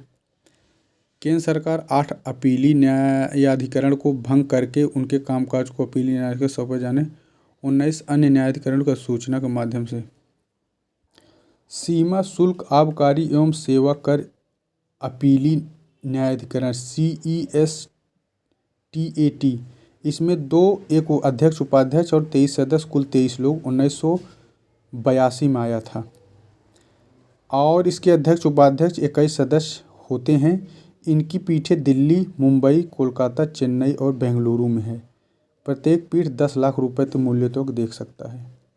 क्या? सीमा शुल्क आबकारी सेवा कर अपीली, 2 अध्यक्ष उपाध्यक्ष और 21 लोग, कुल 23 82 के तहत। कहाँ? दिल्ली में है। 4 महानगरों में है, दिल्ली, मुंबई, कोलकाता, चेन्नई और एक बेंगलुरु में है। मोटर वाहन अधिनियम 1988, भारतीय दूरसंचार विनियामक प्राधिकरण 1997, भारतीय दूरसंचार विनियामक प्राधिकरण 1997, मोटर वाहन अधिनियम 1988, ऋण वसूली न्यायाधिकरण डेब्ट्स रिकवरी ट्राइब्यूनल, इस बैंक की वित्त और संस्थान अधिनियम 1993, और 23 न्यायाधिकरण आयकर अपीली न्यायाधिकरण 265 में है। आयकर बौद्धिक संपदा अपीली मंडल IPAB, intellectual property appellate board जो है, ट्रेडमार्क व्यापार चिन्ह अधिनियम 1999, भौगोलिक संकेतक वाले सामान अधिनियम 1999, पेटेंट अधिनियम 2002, व्यापार चिन्ह अधिनियम 2002। राष्ट्रीय उपभोक्ता विवाद निवारण आयोग NCDRC, national consumer dispute redressal commission, यह राष्ट्रीय उपभोक्ता विवाद निवारण आयोग को उपभोक्ता सुरक्षा अधिनियम 1886, मुख्यालय दिल्ली में है। 20 लाख, जिला मंच में 20 लाख, राज्य आयोग में 1 करोड़ और राष्ट्रीय आयोग में 1 करोड़ से अधिक मूल्य के सामानों की देखता है। जिला 20 लाख, राज्य 1 करोड़ और केंद्र जो है 1 करोड़ से अधिक। उपभोक्ता न्यायालय 86 के तहत 1988, मुख्यालय दिल्ली में है। नियंत्रक एवं महालेखा परीक्षक CAG जो है संविधान के भाग 5 में है, इसको ध्यान रखना है। संविधान भाग 5 में है और कहाँ से? 48-51 के तहत है। संविधान के भाग 5 के 48-51 के तहत है। 48 में कहा गया भारत का नियंत्रक महालेखा परीक्षक होगा, नियुक्ति राष्ट्रपति द्वारा की जाए। और CAG जो है 6 वर्ष या 65 वर्ष जो भी पहले हो, राष्ट्रपति को अपना त्यागपत्र देता है। उच्चतम न्यायालय के न्यायाधीशों को हटाया जाता है, उसी प्रक्रिया से इसको भी हटाया जाएगा। सिद्ध और कदाचार और असमर्थता के आधार पर हटाया जा सकता है। वह अपना पद ग्रहण करने के पूर्व राष्ट्रपति के समक्ष अनुसूची 3 में दिए गए शपथ लेता है 148(2) के तहत। उसका वेतन उच्चतम न्यायालय के अन्य न्यायाधीशों के वेतन के समान होता है। 2.5 लाख रुपया प्रति माह दिया जा रहा है इस समय, संचित निधि से दिया जाता है। सेवानिवृत्ति के पश्चात भारत सरकार या किसी राज्य सरकार के अधीन कोई पद धारण नहीं कर सकता है, 148(4) में कहा गया है। कार्य एवं शक्तियाँ जो है 49 में नियंत्रक लेखा परीक्षक के कर्तव्य एवं शक्तियों के बारे में दिया गया है। कर्तव्य और शक्ति किसमें है? 149 में है। और अधिनियम नियंत्रक एवं महालेखा परीक्षक अधिनियम 1971 में आया। नियंत्रक एवं महालेखा परीक्षक जो है प्रतिवेदन जो है राष्ट्रपति को देता है संघ के लेखाओं के संबंध में या राज्यपाल को राज्य के लेखाओं के संबंध में अनुच्छेद 151 में के तहत देता है। राष्ट्रपति को भी देता है या राज्यपाल को भी देता है। और नियंत्रक महालेखा परीक्षक को किसका मित्र एवं मार्गदर्शक फ्रेंड एंड गाइड कहा जाता है? तो लोक लेखा समिति पब्लिक अकाउंट PAC जो होती है। किस सेवानिवृत्त नियंत्रक एवं महालेखा परीक्षक को वित्त आयोग का अध्यक्ष बनाया गया था? तो AK चंद्रा को, ये तीसरे अध्यक्ष थे। इनको वित्त आयोग का अध्यक्ष भी बनाया गया था, चंद्रा को। प्रथम जो सीएजी थे वो नरहरि राव थे 48 से 54 तक। फिर ए के चंद्रा थे द्वितीय 54। फिर ए के राय थे, एस रंगनाथ थे, बक्सी थे, ज्ञान प्रकाश थे, T N Chaturvedi, G C Somaiya, V K Shunglu, V N Kaul, Vinod Rai, Shashikant, Rajiv Mehrishi, Girish Murmu. प्रथम थे नरहरि राव। सीएजी जो है अपनी ऑडिट रिपोर्ट जो है यह राष्ट्रपति के समक्ष प्रस्तुत करता है और राज्यों के लेखाओं संबंधी प्रतिवेदनों को राज्यपाल के समक्ष प्रस्तुत करता है, जो उसे राज्य के विधानमंडल के समक्ष रखवाता है 151 में। राज्यपाल इधर राज्यपाल को देता है, उधर राष्ट्रपति को देता है। शुद्ध आय की गणना सीएजी द्वारा प्रमाणित की जाती है, जिसका प्रमाण पत्र अंतिम माना जाता है या अनुच्छेद 279 में है। शुद्ध प्रमाण पत्र 79 में है सीएजी। जो सूचना का अधिकार है यह मजदूर किसान शक्ति संगठन MKSS द्वारा अरोड़ा राय की अगुवाई में आया था। सूचना का अधिकार स्वीडन से पहले सर्वप्रथम स्वीडन में था ये। और 2002 में सूचना की स्वतंत्रता अधिनियम फ्रीडम ऑफ इंफॉर्मेशन एक्ट 2002 पारित किया गया। 2005 में सूचना का अधिकार अधिनियम बना। कब? 2005 में बना। मुख्य सूचना आयुक्त तथा अन्य सूचना आयुक्तों की नियुक्ति राष्ट्रपति द्वारा एक ऐसी समिति की सिफारिश पर की जाती है जिसमें प्रधानमंत्री होते हैं, समिति के सभापति वही होते हैं, लोकसभा विपक्ष का नेता तथा प्रधानमंत्री द्वारा मनोनीत केंद्रीय मंत्रिमंडल का एक सदस्य शामिल होंगे। प्रत्येक जो सूचना आयुक्त होते हैं 5 वर्ष की अवधि के लिए या 65 जो भी पहले हो, और वह पुनर्नियुक्ति हेतु पात्र नहीं होते हैं। ये पुनर्नियुक्त नहीं किए जा सकते हैं केंद्रीय सूचना आयुक्त। भारत के प्रथम सूचना आयुक्त जो थे 2005 में वजाहत हबीबुल्लाह की नियुक्ति की गई थी। जीवन और स्वतंत्रता संबंधित जो है 48 घंटे के भीतर आना चाहिए। 10 रुपये ड्राफ्ट 2005। सूचना अधिकार अधिनियम 2019 आया है। इसमें अब यह कहा गया है कि सूचना आयुक्त व अन्य सूचना आयुक्तों का जो कार्यकाल अब केंद्र सरकार निर्धारित करेगी, जबकि इसके पूर्व इनका कार्यकाल 5 वर्ष निर्धारित किया गया था। यही विवाद हुआ है। प्रवर्तन जो निदेशालय है, इन्फोर्समेंट डायरेक्टोरेट जो है, ईडी जो है, यह प्रवर्तन भारत के वित्त मंत्रालय के राजस्व विभाग के अधीन एक विशेष वित्तीय जांच एजेंसी है। ये इसकी स्थापना 1 मई 1956 को हुई थी। नई दिल्ली मुख्यालय है। 1 मई 1956 में ईडी बना था। फॉरेन एक्सचेंज मैनेजमेंट एक्ट 1999 और prevention of money laundering act 2002 को लागू हुआ। अब इनका कार्यकाल जो है 2 वर्ष से बढ़ाकर 5 वर्ष कर दिया गया है। ईडी के इनका कार्यकाल 5 वर्ष है, 2 वर्ष से बढ़ाकर। 1 मई 56 में नियुक्ति हुई थी। वित्त मंत्रालय के अधीन ये करता है। 1956 1 मई। NIA जो है 2008 में बना था। कब बना था NIA? 2008 में बना था। आतंकवाद और उससे संबंधित अपराधों की जांच करने के लिए बना था। सीरियस फ्रॉड इन्वेस्टिगेशन जो है यह 2003 को बना था। यह कंपनी अधिनियम 1956 के तहत। केंद्रीय सतर्कता आयोग जो CBC होता है, एक अध्यक्ष, 2 उपाध्यक्ष, दो जो है लोग और होते हैं। कुल 3 लोगों की सदस्य होती है CBC में। संथानन, C से CBC, C से संथानम की समिति के आधारित पर एक स्वायत्त संस्था होती है। भ्रष्टाचार निरोधक कानून 1988 के तहत यह आया था। इसमें है 1964 में संथानन CBC कुल 3 लोग होते हैं, एक अध्यक्ष और 2 सदस्य। राष्ट्रीय जो मानवाधिकार है यह एक अध्यक्ष और 8 सदस्य बराबर कुल 9 लोग होते हैं। एक अध्यक्ष और 8 सदस्य कुल 9 लोग राष्ट्रीय मानवाधिकार में। 2006 में 10 दिसंबर 1948 को संयुक्त राष्ट्र संघ की एक हुई थी, उसमें हुआ था। अक्टूबर 1993 में मानवाधिकार आयोग का गठन किया गया था और संरक्षण अधिनियम जो है इसके 2006 में संशोधन हुआ था। 93 में बना, 6 में संशोधन, 1 अध्यक्ष और 8 सदस्य कुल 9 लोग। इसमें जो है राष्ट्रीय मानवाधिकार में अल्पसंख्यक आयोग, राष्ट्रीय अनुसूचित जाति, राष्ट्रीय अनुसूचित जनजाति यानी SC ST अल्पसंख्यक और महिला आयोग के अध्यक्षों को शामिल किया जाता है सदस्य के रूप में राष्ट्रीय मानवाधिकार में। कौन कौन?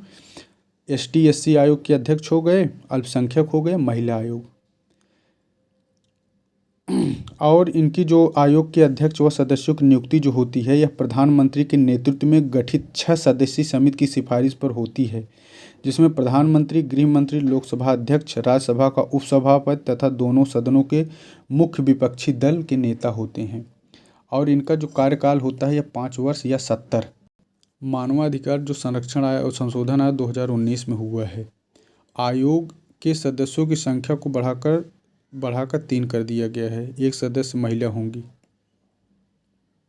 जो राज्य मानवाधिकार है इसमें 1 अध्यक्ष और 2 सदस्य, कुल 3 लोग होंगे राज्य मानवाधिकार में। 65 या 70, 5 वर्ष या 70, ये उसमें भी था, राज्य में भी है।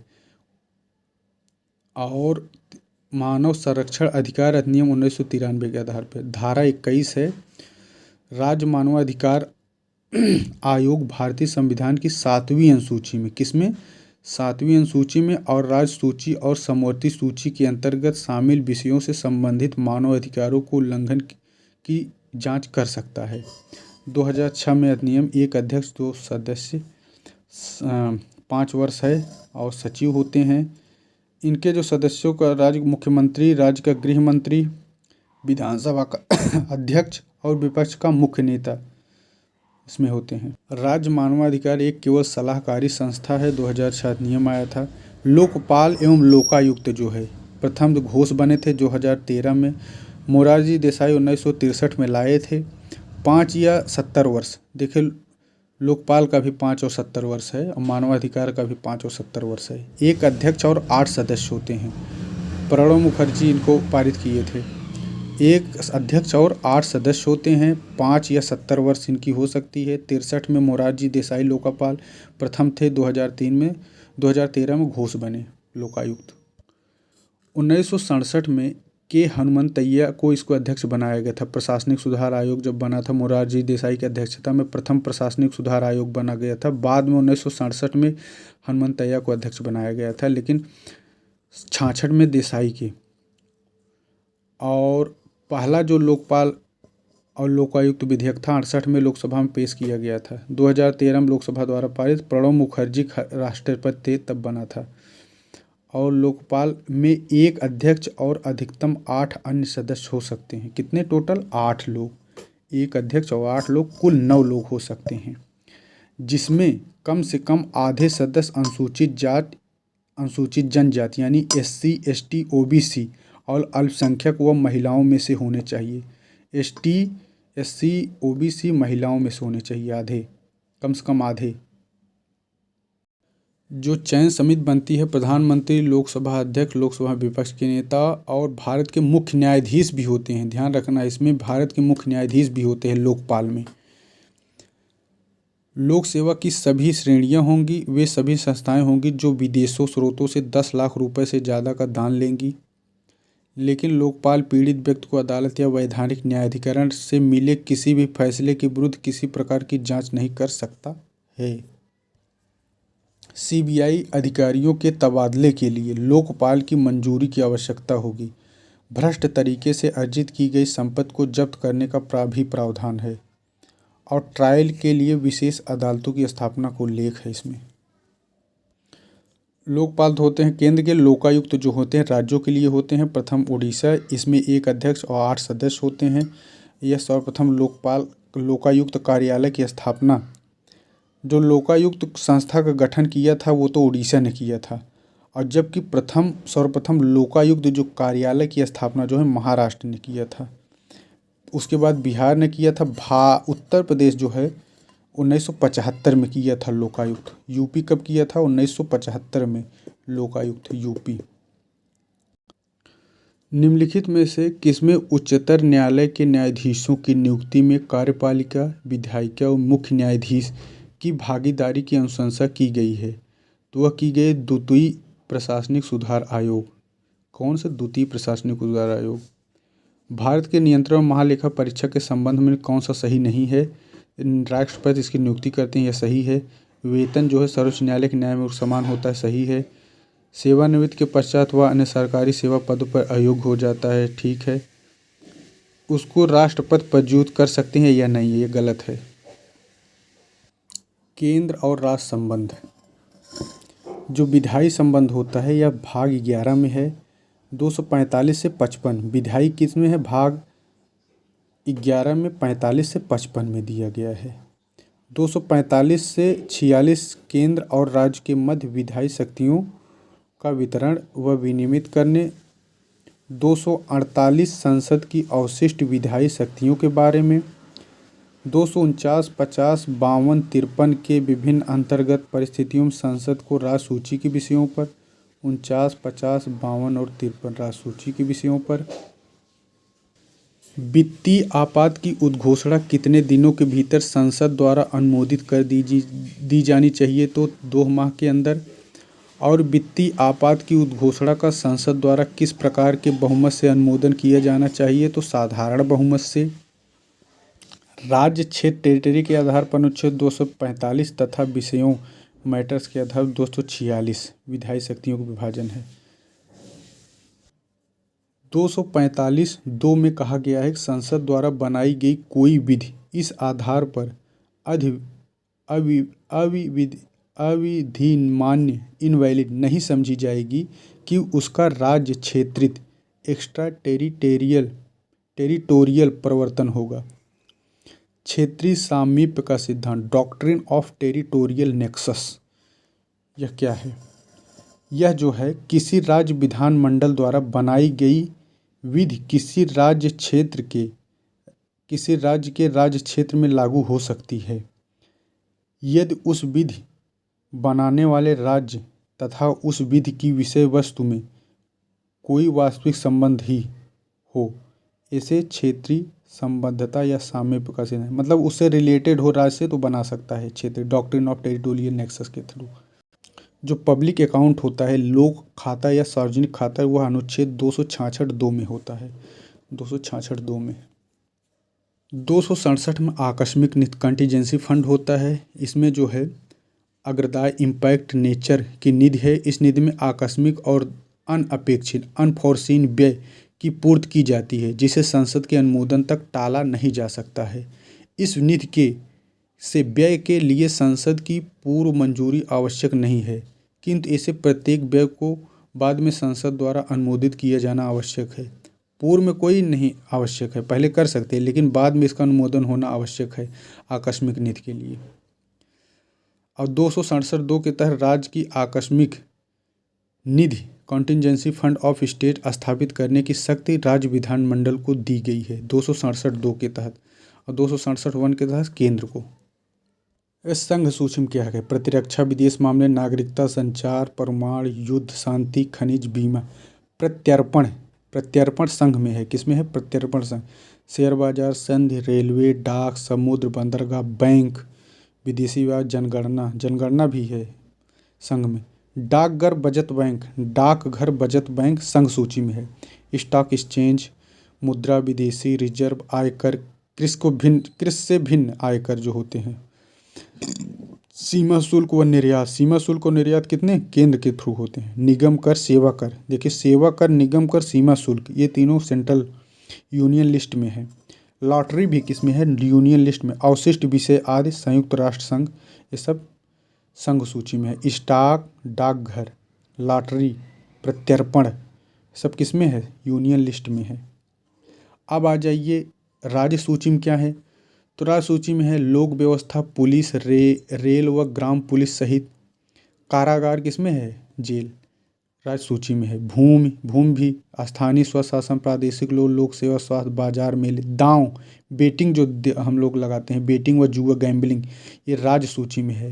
कारागार, बेटिंग, गैस, सिंचाई भी राज्य सूची। पशुपालन, गैस जो है राज्य सूची का विषय है। गैस, सिंचाई, शराब भी राज्य सूची। मनोरंजन, भू राजस्व, विद्युत पर कर जो है, विद्युत अगर केवल विद्युत आ जाए तो वो तो समवर्ती हो जाएगा, लेकिन अगर विद्युत पर कर आ जाए तो यह राजसूची हो जाएगा।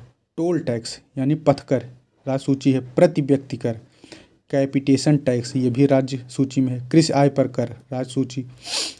कृषि भूमि संपदा, कृषि संबंधित जो आ जाएगा वो राज्य सूची में आ जाएगा। विलासिता की वस्तुओं पर कर, विलासिता पे इसमें ध्यान रखना है। कारागार राज्य सूची है। दांव, बेटिंग और गैम्बलिंग राज्य सूची है। गैस है, विद्युत पर कर है, पथ कर है, विलासिता की वस्तुओं पर कर है, सब राज्य सूची में है। अब आ जाइए समवर्ती सूची, इसमें दंड विधि है। समवर्ती सूची में दंड विधि है, प्रक्रिया विधि है। शिक्षा किसमें है? शिक्षा वन, बाद में जो जोड़े गए थे शिक्षा वन, सब समवर्ती सूची में है। विवाह व विच्छेद दोनों समवर्ती में हुए। कारागार तो राज्य सूची में है, लेकिन कारखाने जो है समवर्ती में है। मजदूर संघ समवर्ती में है। जनसंख्या नियंत्रण व परिवार नियोजन समवर्ती में है। न्याय और प्रशासन किसमें है? समवर्ती में। न्याय प्रशासन बहुत इंपॉर्टेंट है, न्याय प्रशासन समवर्ती में है। वृत्तियाँ, प्रोफेशंस जो हैं समवर्ती में है। बाट माप समवर्ती सूची में है। स्वच्छता व औषधालय समवर्ती में है। औद्योगिक विवाद, उत्तराधिकार, उत्तराधिकार किसमें है? समवर्ती में है। विद्युत, ये विद्युत जो है समवर्ती में है। कीमत नियंत्रण, कीमत नियंत्रण जो है समवर्ती में है। कारखाने, कारखाने जो है फैक्ट्री जो है समवर्ती में है। खाद्य पदार्थों अन्य पदार्थों का अपमिश्रण, अडल्ट्रेशन जो होता है, यह समवर्ती में है। विधि, वृत्ति, वृत्ति जब शब्द आ जाएगा तो ये समवर्ती में आ जाएगा। वृत्ति शब्द, वृत्तियाँ देखिए यहाँ भी आया है वृत्ति, चिकित्सा वृत्तियाँ, ये सब। समाचार पत्र पुस्तक मुद्रणालय, समाचार पत्र पुस्तक मुद्रणालय। संपत्ति का अर्जन व अधिग्रहण। आर्थिक व सामाजिक योजनाएं समवर्ती सूची में आती हैं। आर्थिक व सामाजिक योजनाएं। जन्म मरण पंजीकरण, यह भी समवर्ती सूची में आती हैं। तो समवर्ती सूची में दंड विधि हो गया, प्रक्रिया विधि हो गया, विधि आ गया तो समवर्ती में आ गया। शिक्षा वन, विवाह, पहले शिक्षा लो फिर विवाह करो, वन बनाओ, मजदूर संघ बनाओ, कारखाने में जाओ कमाओ। जनसंख्या नियंत्रण व परिवार नियोजन करो, फिर न्याय प्रशासन समवर्ती में है। वृत्तियाँ, बाट माप हैं। स्वच्छता और औषधालय समवर्ती में है। स्वच्छता व औषधालय। औद्योगिक विवाद, उत्तराधिकार, विद्युत। कीमत नियंत्रण किसमें है? कीमत नियंत्रण समवर्ती में है। कारखाना समवर्ती में है। खाद्य मिश्रण अपमिश्रण। वन्य जीव वन्य जंतुओं का संरक्षण। विधि वृत्ति, चिकित्सा वृत्तियाँ, समाचार पत्र पुस्तकें मुद्रणालय। संपत्ति का अर्जन अधिग्रहण। आर्थिक व सामाजिक योजनाएं। जन्म मरण पंजीकरण, ये सब समवर्ती में है। समवर्ती सूची, अनुसूची 7 की सूची 3 को समवर्ती सूची कहा गया है। कौन को? अनुसूची 7 की 3 सूची को समवर्ती सूची कहा गया है। यह जो है ऑस्ट्रेलिया से लिया गया है समवर्ती सूची, और 254 शून्य है समवर्ती सूची ऑस्ट्रेलिया से।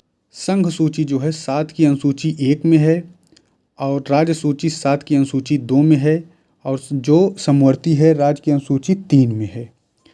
तो सब 7वीं अनुसूची में है। इसमें 97 कुल मूल विषय थे पहले संघ सूची में, और इस समय घट गए हैं और 98 विषय हो गए हैं। इस समय बढ़ गए हैं, एक बढ़ गया है। राज्य सूची में पहले थे कुल 66, 42वें संविधान संशोधन द्वारा 11/9/19 तथा 29 101 संविधान संशोधन 52-54 का लोप कर दिए। अतः वर्तमान में यह 59 विषय हैं। राज्य सूची में वर्तमान में कितना है? 59 हैं, और राज्य सूची में, और केंद्र में अब इस समय रह गए हैं 98। पहले 97 थे, एक बढ़ गया 98 हो गया। और जो समवर्ती सूची है इसमें अब है, इसमें लगभग कितने हैं? 254 नया ऑस्ट्रेलिया से लिया गया है। जो 42वां संविधान संशोधन था, 42वां संविधान संशोधन 1976, 42वां संविधान संशोधन 1976 के तहत न्याय प्रशासन, वन्य जीव जंतु पक्षियों रक्षण, बाट माप, क्या बाट माप, जनसंख्या नियंत्रण, परिवार नियोजन को जोड़ा गया था। 42वें संविधान संशोधन में क्या क्या जोड़ा गया? वन प्रशासन, वन्य जीव जंतु पक्षियों, बाट माप, जनसंख्या नियंत्रण और परिवार नियोजन जोड़ा गया। अब 52 कुल प्रविष्टियाँ हैं, पहले 47 ही हैं। यह अंतिम प्रविष्टि का संख्या 47 ही है। बोले 42वें संविधान संशोधन और शिक्षा को प्रविष्टि संख्या 25 के तहत प्रतिस्थापित सब्स्टिट्यूट कर समवर्ती सूची का विषय बना दिया गया। शिक्षा 42वें में ही। अवशिष्ट शक्तियों के बारे में 248 में है। अवशिष्ट शक्तियाँ 248 अनुच्छेद में।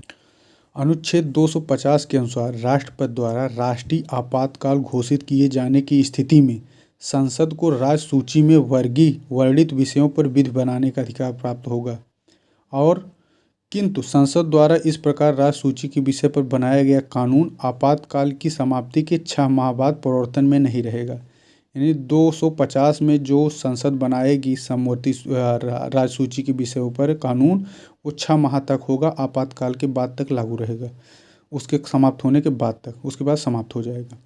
249 जो है और तैयार अनुच्छेद 250 की किसी बात से राज्य विधानमंडल की विधायी शक्ति समाप्त नहीं होती है, किंतु उसके द्वारा बनाई गई विधि संसदीय विधि के विरुद्ध हो तो संसद की विधि अभिभावी प्रिवेल होती है।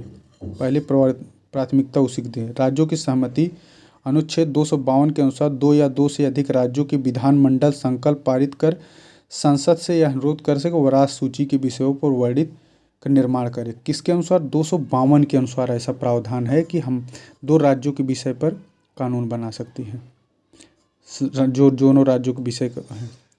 जैसे 5 राज्यों मुंबई, मध्य प्रदेश, उड़ीसा, पंजाब तथा उत्तर प्रदेश 1953 की संपदा शुल्क कानून बनाने के लिए 8 राज्यों ऐसे कई बार बने हुए हैं। संविधान के अनुच्छेद 245 के तहत संघ व राज्य के मध्य, किसके? संघ और राज्य के मध्य विधायी शक्तियों का विभाजन राज्य क्षेत्र के आधार पर किया गया है। राज्य क्षेत्र के आधार पर किया गया है 245 के तहत। और 246(4) जो है कोई ऐसा राज्य क्षेत्र जो किसी भी राज्य के अंतर्गत नहीं आता है के संबंध में विधि बनाता है संसद। 246(4) के तहत क्षेत्रीय संबद्धता का सिद्धांत डॉक्ट्रिन ऑफ टेरिटोरियल नेक्सस जो है 245 में है। समवर्ती उल्लेख 7वीं अनुसूची में 3 अनुसूचियाँ भारतीय प्रशासन नियम 1935 में थी। विधायी शक्ति तो थी 255 तक, और जब प्रशासनिक जो संबंध है 56 से 63 तक है। 56 से 63 है प्रशासनिक। 257 में है प्रत्येक राज्य की कार्यपालिका शक्ति का प्रयोग 57 में किया जाएगा कि वह केंद्र की कार्य शक्ति के प्रयोग में किसी प्रकार की बाधा उत्पन्न न करे। यह 257 में प्रावधान है। और 239 में के तहत ऐसी योजना बनाने और उसे क्रियान्वित करने के लिए केंद्र द्वारा राज्यों को निर्देश दिया जा सकता है जो अनुसूचित जनजातियों शेड्यूल ट्राइब के लिए कल्याण के लिए आवश्यक हैं। 239 के तहत ऐसा केंद्र जो है राज्य को कह सकता है, इसके अनुच्छेद 339 के तहत।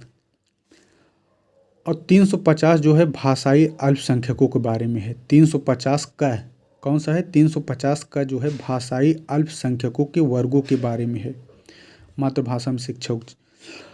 351 में जो है हिंदी भाषा के विकास, 351 जो हिंदी भाषा के विकास से संबंधित है। केंद्र जो है राज्यों को निर्देश दे सकता है। 353 जो है अनुसार आपात की उद्घोषणा में प्रवर्तन, यह है 353 जो है, इसके अनुसार जब आपात की उद्घोषणा प्रवर्तन में हो तब केंद्र राज्यों को यह निर्देश दे सकता है कि वह अपनी कार्यपालिका शक्ति का प्रयोग किस रीत से करेगा, यानी कैसे करेगा आपात के दौरान। यह 353 के अनुच्छेद के तहत केंद्र निर्धारित करता है। और 355 जो है इसके तहत यह सुनिश्चित किया गया है कि राज्य सरकार संविधान के अनुसार चलाई जाए, नहीं तो उसको डिमोलिश कर दी जाएगी। कार्यपालिका शक्ति का अपने हाथ में ले सकती है 200 राष्ट्रपति जो शासन होता है 388वें संविधान संशोधन द्वारा सेवा कर सर्विस टैक्स को संघ सूची में रखा गया। कब? 88वें। 101 संविधान संशोधन 2016 के द्वारा अनुच्छेद जोड़ा गया कौन? 246 का, 269 का और 279 का, वही जीएसटी वाला।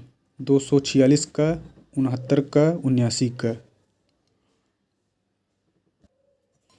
अनुच्छेद 275 के अनुसार संसद को आवश्यकता अनुसार सहायता अनुदान दे सकती है। अनुदान देते समय संसद राज्यों पर कुछ शर्तें लगाकर उनके व्यय को भी नियंत्रित कर सकती है। 275 ग्रांट इन एड जो है 275 में। आपातकाल 352 परस्पर समन्वयकारी संबंध। 42वें संविधान संशोधन में जनसंख्या नियंत्रण और परिवार नियोजन। ज्ञातव्य है कि समवर्ती सूची में जोड़े गए अन्य विषय राज्य सूची में हस्तांतरित किए गए थे। यह 42वें संविधान संशोधन जनसंख्या नियंत्रण परिवार नियोजन यह समवर्ती में आ गया था। 42वें संविधान संशोधन। नदी बोर्ड अधिनियम और अंतर्राज्यीय जल विवाद अधिनियम 1956 में आया था। नदी बोर्ड अधिनियम और अंतर्राज्यीय जल विवाद अधिनियम 56 में।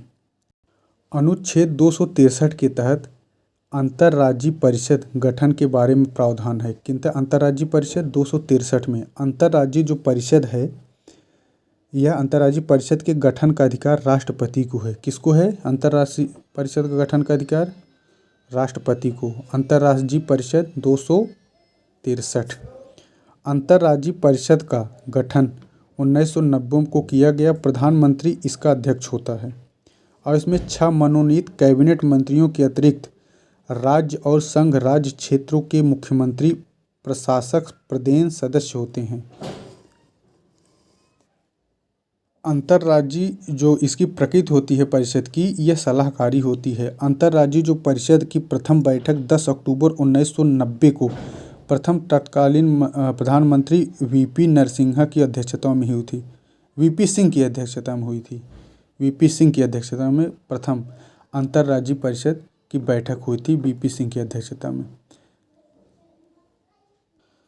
अंतर्राज्यीय परिषद की अस्थायी समिति का अध्यक्ष केंद्रीय गृह मंत्री अमित शाह को बनाया गया है हाल में। कृष्णा जल विवाद न्यायाधिकरण 2 कर्नाटक, तेलंगाना, आंध्र प्रदेश व महाराष्ट्र के मध्य 2004 में बना था। कृष्णा जल विवाद अधिकरण 2। और महानदी जल विवाद न्यायाधिकरण उड़ीसा और छत्तीसगढ़ संबंधित राज्य हैं, 2018 में बना। महादायी जल विवाद जो है गोवा, कर्नाटक, महाराष्ट्र में 2013 में बना। महादायी 2013 में। रावी और ब्यास जल न्यायाधिकरण पंजाब, हरियाणा, राजस्थान 86 में बना। वंश धारा जल विवाद न्यायाधिकरण यह आंध्र प्रदेश व उड़ीसा के 2012 में। वंशधारा 2012 में। कृष्णा जल विवाद जो है तेलंगाना, कृष्णा में कौन कौन है? कर्नाटक है, तेलंगाना है, आंध्रा है, महाराष्ट्र भी है कृष्णा में, ध्यान रखना है, महाराष्ट्र कृष्णा में है। 2004 में बना। महानदी में उड़ीसा, छत्तीसगढ़ 2018 बना। महादायी में गोवा भी है महादायी में, और कर्नाटक, महाराष्ट्र 13 में बना। रावी ब्यास पंजाब, हरियाणा और राजस्थान भी है रावी में, 86 में बना था। वंशधारा जल विद्युत न्यायाधिकरण आंध्र प्रदेश और उड़ीसा, इसमें तेलंगाना नहीं है वंशधारा में, इसको ध्यान रखना। आंध्र प्रदेश और उड़ीसा है, 2012 में बना।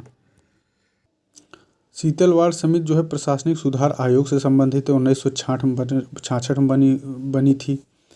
राष्ट्रीय हित के में 249 के तहत अनुच्छेद राष्ट्रीय हित के विषय पर राज्य सूची के विषयों पर कानून जो है बनाया जा सकता है।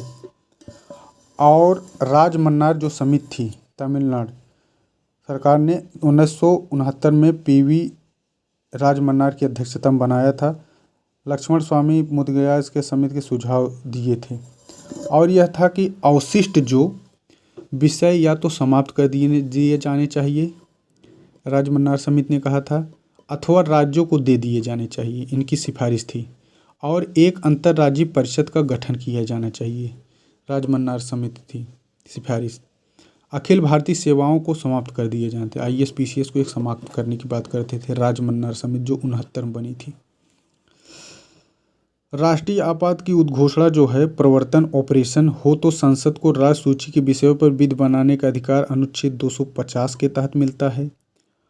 और 2 या 2 से अधिक राज्यों के लिए जब राज्य कानून बनाता है 252 के तहत ऐसा है। और आकस्मिक निधि जो है, भारत की आकस्मिक निधि से धन किसकी अनुमति से व्यय किया जाता है? तो राष्ट्रपति की अनुमति से। सरकारिया आयोग जो है 24 मार्च 83 को रणजीत सिंह सरकारिया की अध्यक्षता में 3 सदस्य थी सरकारिया आयोग। इसमें शिवरमन और RN सेन थे भी, और एक अध्यक्ष 2 सदस्य। और 87 में अपनी रिपोर्ट प्रेस के 16 100 पृष्ठ की रिपोर्ट थी। इसमें था कि केंद्र राज्य से संबंधित संवैधानिक प्रावधानों में कोई संशोधन न हो तो उचित है, न ही आवश्यक। देश की एकता तथा अखंडता के लिए मजबूत केंद्र अनिवार्य है। इनकी सिफारिश थी सरकारी। अंतर्राज्यीय परिषद का अस्थायी रूप से गठन किया जाना चाहिए। इनकी सिफारिश 263। और राज्यों में राष्ट्रपति शासन को अंतिम विकल्प के रूप में लागू किया जाना चाहिए। और राज्यपाल की नियुक्ति 5 वर्ष हो जानी चाहिए। इनकी सिफारिश थी।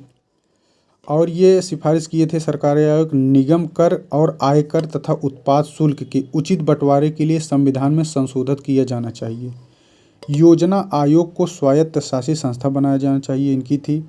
और राष्ट्रीय विकास परिषद जो है करके इसका नाम राष्ट्रीय एवं आर्थिक विकास परिषद करना चाहिए। और समवर्ती सूची पर विधि बनाने के पूर्व केंद्र को राज्यों से परामर्श करना चाहिए। और त्रिभाषा सूत्र इन्होंने दिया था। और इंजीनियरिंग, चिकित्सा, शिक्षा में अखिल भारतीय सेवाओं का गठन किया जाना चाहिए। इंजीनियरिंग में भी, चिकित्सा में भी और शिक्षा में भी अखिल भारतीय सेवाओं का गठन किया जाना चाहिए। सरकारी आयोग की सिफारिश थी। उच्च न्यायालय के न्यायाधीशों के स्थानांतरण में उनकी इच्छा का ध्यान रखना चाहिए।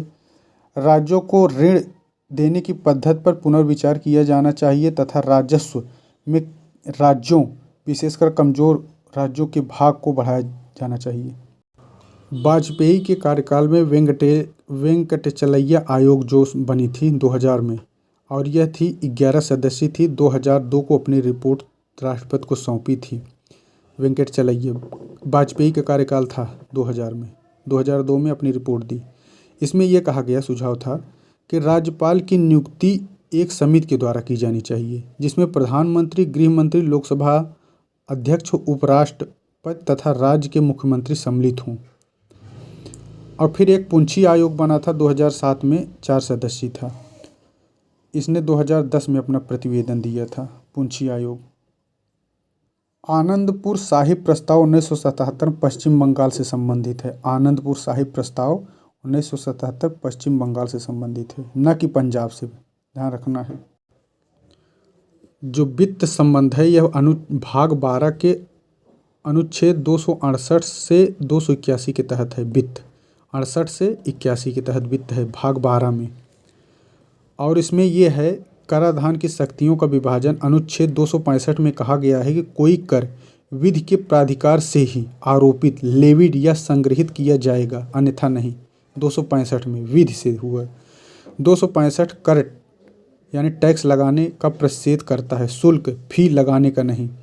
265 जो है कर यानी टैक्स लगाने का प्रतिषेध करता है, परंतु शुल्क लगाने का प्रतिषेध नहीं करता है। शुल्क जो होता है किसी विशिष्ट सेवा के बदले लिया जाने वाला धन होता है शुल्क। वित्तीय 68 से 81।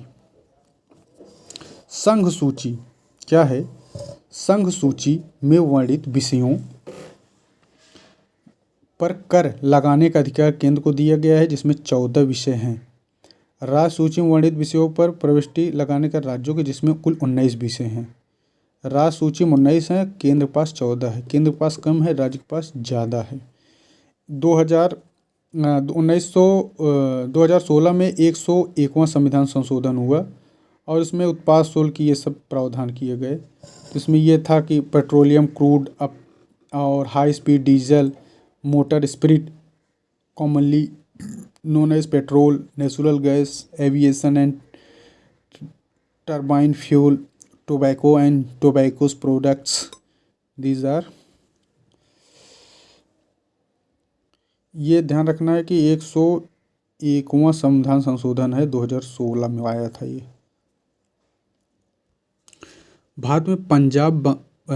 भारत में पश्चिम बंगाल के अलावा समस्त राज्य सरकारों ने कृषि भूमि पर संपदा शुल्क वसूल करने का अधिकार केंद्रीय सरकार को दे रखा है, लेकिन बंगाल ने नहीं दिया है। किस पर? कृषि भूमि पर संपदा शुल्क वसूल करने का अधिकार। अनुच्छेद 268-72 के तहत किया 80वां संविधान संशोधन कब आया था? 2000 में 80वां संविधान संशोधन। और 80वें संविधान संशोधन में ये था कि केंद्र सरकार द्वारा लगाए जाते हैं ऐसे कर जो केंद्र सरकार द्वारा लगाता तो केंद्र सरकार है, किंतु राज्यों द्वारा एकत्र और प्रयुक्त किए जाते हैं। केंद्र सरकार लगाता है और राज्य क्या करते हैं, एकत्र करते हैं और प्रयुक्त करते हैं। जैसे संघ सूची में वर्णित स्टैंप शुल्क, औषधि और प्रसाधन सामग्री पर कर, यह अनुच्छेद 368 में उपबंध है। यानी लगाता तो है तो केंद्र, वसूल करता है और प्रयुक्त करता है राज्य, और यह है 368 में। फिर ऐसे कर जो केंद्र द्वारा लगाए जाते हैं तथा केंद्र और राज्य दोनों द्वारा संग्रहित करते हैं, प्रयुक्त होते हैं। इसमें केंद्र लगाता है और संग्रहित और प्रयुक्त दोनों लोग करते हैं। केंद्र और राज्य दोनों जब करते हैं तो यह 268 क में है। इसके तहत सेवा कर को रखा गया है। सेवा कर 238, इसमें दोनों की भागीदारी बराबर होती है, ध्यान रखना है सेवा कर में 268 क के तहत। फिर 269 में ऐसे कर हैं जो केंद्र द्वारा लगाए व एकत्र किए जाते हैं। 269 में क्या है, इसमें सब काम केंद्र करता है। 269 में केंद्र लगाता भी है, एकत्र भी करता है, किंतु राज्यों को सौंप दिया जाता है, मिल जाता है राज्यों को, और लगाता और वसूलता केंद्र है। 269 में है। वर्तमान में सिर्फ 2 कर ऐसे हैं, वस्तुओं गुड्स के क्रय विक्रय पर कर तथा वस्तुओं के पारेषण कंसाइनमेंट पर जो कर रखते हैं, ऐसे ही कर हैं 269 में।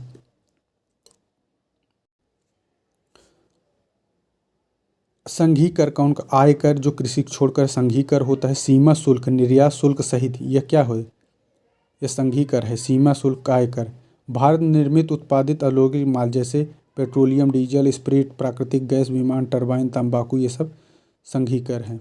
निगम कर क्या है, संघीय कर है। कॉरपोरेशन टैक्स जो होता है, व्यक्तियों तथा कंपनियों की संपत्ति के पूंजी पर कर, भूमि को छोड़ करके, संघीय कर है। संपदा शुल्क, स्टेट ड्यूटी जो है, कृषि भूमि से भिन्न, संघीय कर है। संपत्ति के उत्तराधिकार पर शुल्क, कृषि भूमि को छोड़कर, संघीय कर है। रेल, समुद्र, वायु मार्ग, ये सब समुद्र। स्टॉक एक्सचेंज वायदा, स्टाम्प शुल्क से भिन्न, स्टाम्प शुल्क राज्य को होता है। स्टाम्प शुल्क जो है, स्टाम्प ड्यूटी, स्टाम्प शुल्क ये केंद्र का होता है, केंद्र को होता है स्टाम्प शुल्क, राज्य का नहीं होता है। समाचार पत्रों के क्रय विक्रय तथा उसमें प्रकाशित विज्ञापनों पर क्रय, ये संघ का है। समाचार पत्र, माल के पारारेषण पर, अंतर्राज्यीय व्यापार के दौरान और सेवा पर कर, ये सब संघ सूची के हैं। कौन कौन, सीमा शुल्क, निगम, संपदा, संपत्ति उत्तराधिकार, स्टाम्प शुल्क, समाचार पत्रों क्रय विक्रय, माल के पारारेषण पर, सेवाओं पर, ये सब संघ है। संघ सूची 82 इसमें है। फिर राज्य सूची के कर, भू राजस्व लगान, कृषि आय पर, कृषि संबंधित जितना आ जाएगा वो आ जाएगा राज्य में। खनिज व अधिकारों पर कर, ध्यान रखना खनिज अधिकारों पर संघ राज्य सूची के।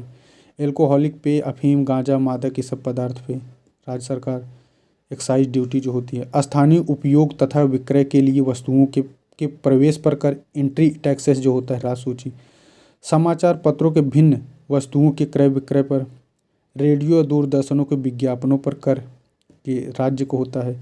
सड़क व अंतर्देशीय जलमार्ग, इनलैंड वाटरवेज, सड़क पर प्रयुक्त वाहनों पर कर, जीव जंतुओं नौकाओं पर कर, पथ कर, टोल टैक्स, ये टोल टैक्स राज्य सरकार को होता है। व्यापार व्यवसाय रोजगार कर राज्य सरकार, प्रतिभा कैपिटेशन टैक्स राज्य को होता है। विलासिता मनोरंजन जुआ बोली, ये सब।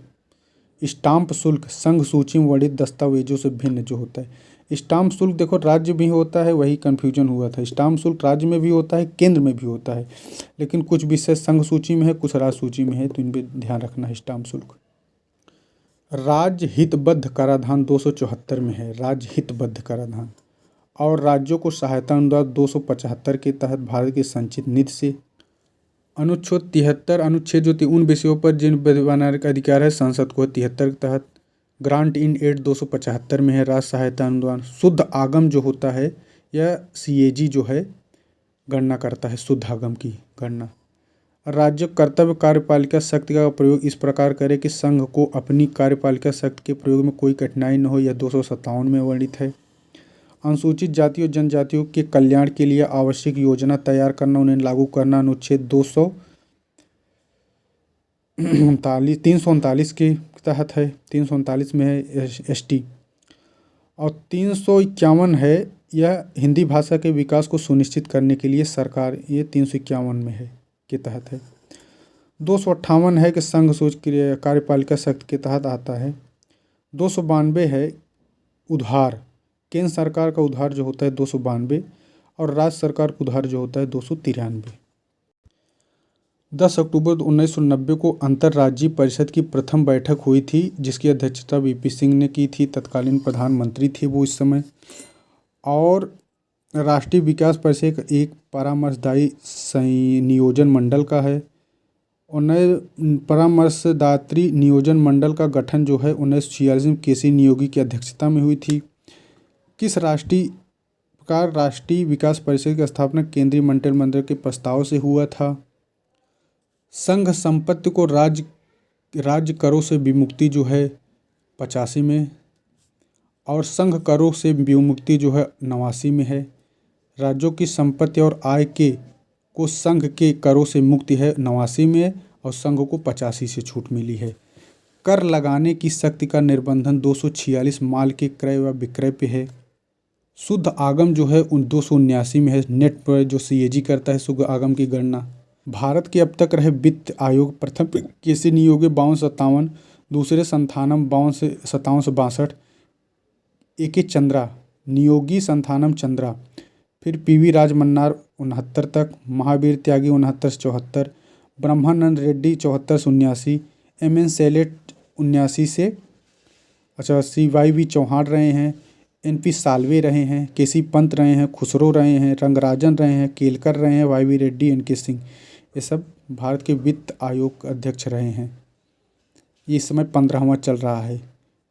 पहले नियोगी संथानम ए.के. चंद्रा, फिर राजमन्नार, फिर त्यागी, ब्रह्मानंद रेड्डी, JS सैलेट, YV चौहान, साल्वे, केसी पंत, खुसरो, रंगराजन, केलकर, रेड्डी, सिंह। वित्त आयोग जो है एक अध्यक्ष और 4 सदस्य होते हैं। इसमें 280 के तहत दिया गया है। वित्त आयोग 1955 संशोधन किया गया था। सार्वजनिक जीवन पर्यंत अनुभव हो और वह उच्च न्यायालय के न्यायाधीश समक्ष योग्यता रखता हो। जो 15वां वित्त आयोग है 21-22 से 2025-26 तक अपना नवल किशोर सिंह 15वें वित्त आयोग है। 42 की तुलना में 41% हिस्सेदारी अब राज्यों को ये इन्होंने दिया है। और केंद्र राज्य संबंधों को सुझाव पर देने के लिए शीतलवाड़ समिति का गठन 1966 में किया गया था। और 1951 में क्या किया गया था, प्रथम वित्त आयोग का गठन 1951 में किया गया था। 15वें वित्त आयोग गठन 2020 से 25 तक अवधि के लिए NK सिंह की अध्यक्षता में किया गया। वित्त आयोग के जो कर्तव्य हैं 280 के तहत वित्त आयोग यह कर्तव्य है कि राष्ट्रपति को निम्नलिखित कार्यों पर अपनी बारी रिपोर्ट देगा। करों के शुद्ध आगमन व वितरण पर, एलोकेशन के बारे में, अनुदान ग्रांट इन एड निर्धारित करने वाले सिद्धांतों के बारे में, पंचायतों तथा नगर पालिकाओं के संबंध में संवर्धन एग्रीमेंट की आवश्यक हो, राष्ट्रपति द्वारा विनिर्दिष्ट किसी अन्य विषय के बारे में देगा। और यह राष्ट्रपति उस पर कार्रवाई की स्पष्टीकरण ज्ञापन सहित संसद के दोनों सदनों के समक्ष विचार के लिए रखवाता है। 281 के तहत अनुच्छेद। प्रथम योजना आयोग 1946 में गठित केसी नियोग की समिति की संस्तुति पर बनी थी। नीति आयोग जो है 1 जनवरी 2015 को राष्ट्रीय भारत परिवर्तन सेवा कर जो है 2003 में 88 आया था। 88वां संविधान संशोधन जो 2000 में आया था, वह कौन सा कर है जो जिन्हें संघ लगाता है किंतु राज्य वाला। भारत में 1938 में राष्ट्रीय योजना समिति का गठन किया गया। जवाहरलाल नेहरू की अध्यक्षता में हुई थी राष्ट्रीय योजना समिति 1938 में। 1946 में गठित नियोगी समिति बनी थी। कब? 1950 में जयप्रकाश नारायण ने सौरोदय योजना प्रस्तुत की। राष्ट्रीय विकास परिषद 6 अगस्त 1952 को बनी। जो संपत्ति, संविदाएं, अधिकार, दायित्व, बाध्यताएं, property, contract, right, liability, obligation and suits जो हैं संविधान के भाग 12 के तहत 294 से 300 तक दिए गए हैं। 300 क में संपत्ति अधिकार। राजगामी या व्यक्तिगत संपत्ति का अधिकार 296 में किसी संपत्ति के राजगामी होने का तात्पर्य संपत्ति के निर्वसीयत और बिना वारिस के मरने पर संपत्ति राज्य के निहित होगी। यह कब है? 296 में है। राज्य, क्षेत्रीय, सागर खंड आदि की मूल्यवान चीज़ें जो है valuable things with in territorial waters 297 Bharat के राज्य, क्षेत्रीय, सागर खंड ये सब है। व्यापार करने की आदि की शक्ति जो है 298 के तहत संघ तथा राज्यों को व्यापार करने तथा किसी प्रयोजन के लिए संपत्ति अर्जित करने का प्रावधान दिया गया है 298 में। 299 में यह है कि संघ तथा राज्य सरकारों द्वारा अपनी कार्यपालिका शक्ति के प्रयोग में की जाने वाली सभी संविदाएं राष्ट्रपति या राज्यपाल के नाम से की जाती हैं। अनुच्छेद 300 में है वाद और कार्यवाहियाँ स्वीट्स एंड प्रोसीडिंग्स। सरकार द्वारा सरकार के विरुद्ध संस्थित किए जाने वाले वाद और कार्यवाहियों के बारे में प्रावधान 300 अनुच्छेद 300 में है। 300 के तहत भारत संघ तथा राज्यों को विधिक व्यक्तित्व प्रदान करता है। किसमें? 300 के अंतर्गत ये एक व्यक्तित्व हैं ये लोग, राज्य और केंद्र। 300 का जो है कोई व्यक्ति विधि के प्राधिकार अथॉरिटी ऑफ लॉ से अपनी संपत्ति से वंचित किया जाएगा। 300 का में ये पहले 19 में था, फिर बाद में हटा दिया गया। अनुच्छेद 19 च में था तथा 1931 में मौलिक अधिकार था, 44वें में हटा दिया गया, अब 300 का में आ गया है। यह अधिकार नागरिक तथा अनागरिक सभी व्यक्तियों को उपलब्ध है। संपत्ति का अधिकार किसको है? नागरिक को भी है, अनागरिकों को भी है। वाणिज्य व्यापार आदि की स्वतंत्रता freedom of trade and commerce जो है 300 से 307 के तहत है। भाग 12 के अनुच्छेद अध्याय 12 के अध्याय 13 अनुच्छेद है 301 से 307। अनुच्छेद 294 जो है यह एक संपत्ति और अस्थियां एसेट संघ की सरकार को प्राप्त हुई भारत डोमिनियन की सरकार तथा देशी राज्यों में निहित संपत्ति व अस्थियां 294 में है। संविधान लागू होने के बाद राज्यगामी व्यक्तिगत तथा स्वामीहीन संपत्तियां किसे प्राप्त होती हैं? राज्य यदि किसी राज्य में हैं तो उस राज्य सरकार को, अन्य स्थिति में संघ सरकार को। 296 के तहत ऐसे यह प्रावधान है। 297 में यह है कि राज्य भारत के राज्य क्षेत्रीय सागर खंड महाद्वीपीय मग्न तट तथा अनन्य आर्थिक क्षेत्र की भूमि खनिज और अन्य मूल्यवान चीज़ों पर संविधान द्वारा किसे अधिकार प्रदान किया गया है? तो यह संघ सरकार को 297 के अनुच्छेद के तहत। संघ सरकार द्वारा कोई संविदा किसके नाम पर की जाती है? तो राष्ट्रपति के नाम पर, राज्यों में राज्यपाल के नाम पर। अनुच्छेद 301 के तहत व्यापार वाणिज्य और समागम की स्वतंत्रता का उल्लेख है। किसमें?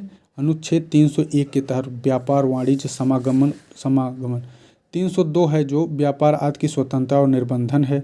302 है। क्षेत्रीय जो परिषद जोनल काउंसिल्स होती हैं, राज्य पुनर्गठन 56 के तहत 5 क्षेत्रीय परिषदें स्थापित गई हैं। उत्तरी आंचलिक परिषद हरियाणा हिमाचल ये सब दिल्ली तक हैं। मध्य आंचलिक झारखंड उत्तराखंड उत्तर प्रदेश मध्य में है। इसमें झारखंड उत्तराखंड उत्तर प्रदेश मध्य प्रदेश शामिल है। और पूर्वी क्षेत्रीय परिषद बिहार झारखंड उड़ीसा सिक्किम ये सब हैं।